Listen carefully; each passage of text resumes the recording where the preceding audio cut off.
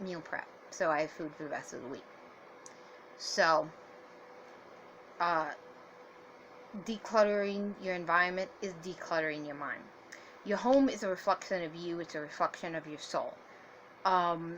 If your home is a chaotic mess, you probably are too. Even if you don't want to be, that all that mess makes you feel more nervous. It makes you anxious. This is all psychologically and scientifically tested, not even talking about feng shui or energy. Okay? Psychologically, it makes you more anxious and more nervous. Magically, it traps stagnant energy. And religiously, your gods live with you. Your spirits live with you. Especially in this day and age when we do not have very many physical temples to go to. Your home is your temple. I have 3 altars in this house. So this home is the temple of my gods. Which means that keeping it clean is another level of respect towards my gods. So, again, I'm human. It's never perfect. I would like for it to be perfect, believe me. But progress, not perfection. Always strive for progress. Perfectionism will keep you from ever getting anything done. Progress is the goal. That's true for mental health. That is true for magic. That is true for religion. That is true for academia.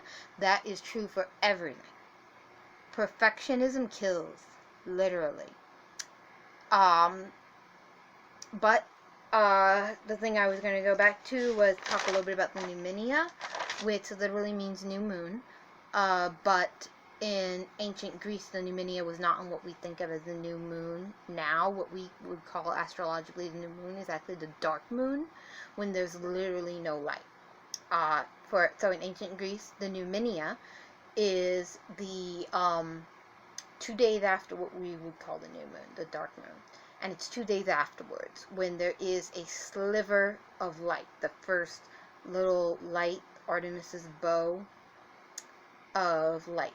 And so that would be when the new moon, the new month, would start in ancient Greece, right?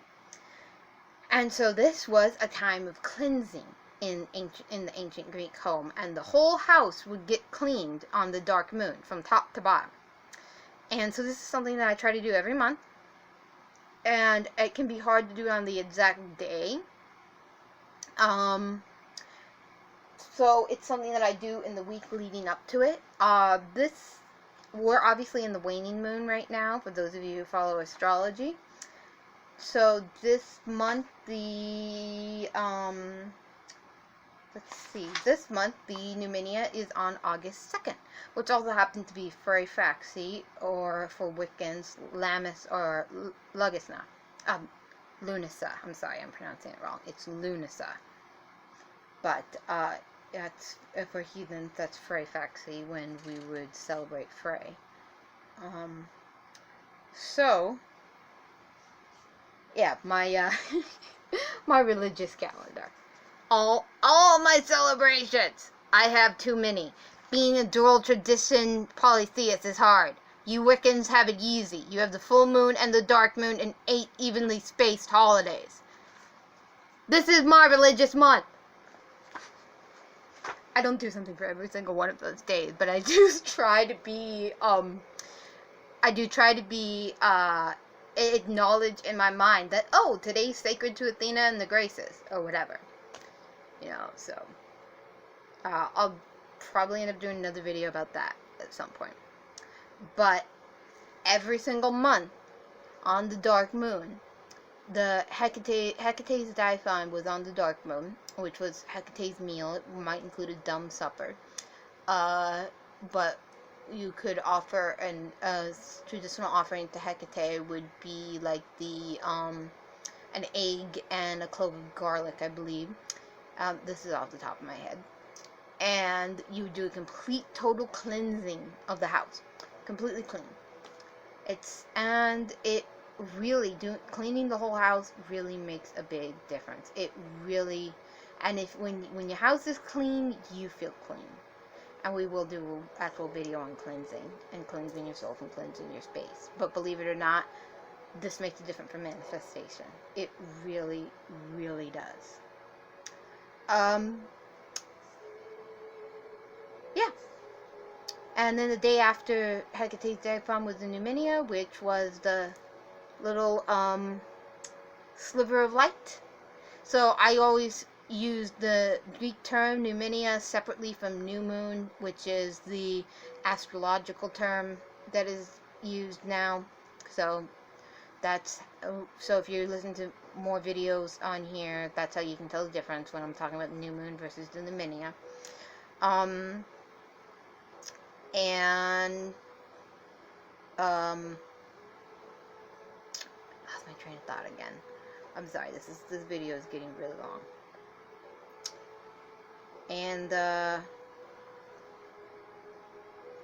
on the Numinia, a offering was made, I believe, to the Agathos daemon, to the good spirit, who was the protector of the home and the pantry, and shaped like a snake. And each person also had their own Agathos daemon, which means literally good spirit, or their own, basically guardian angel, would be the analogous Christian term.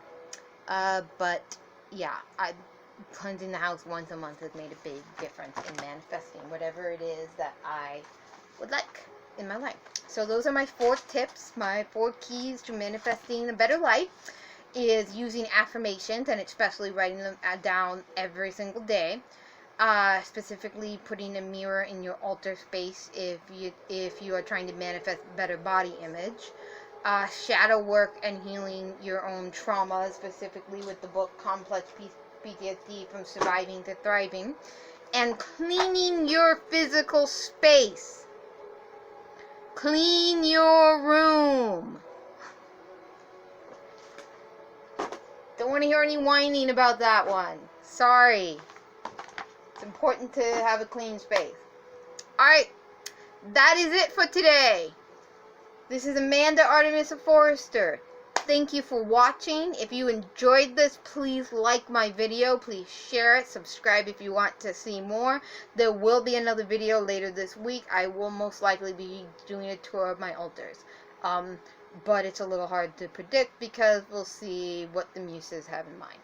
So, have a good evening. Happy Leo season.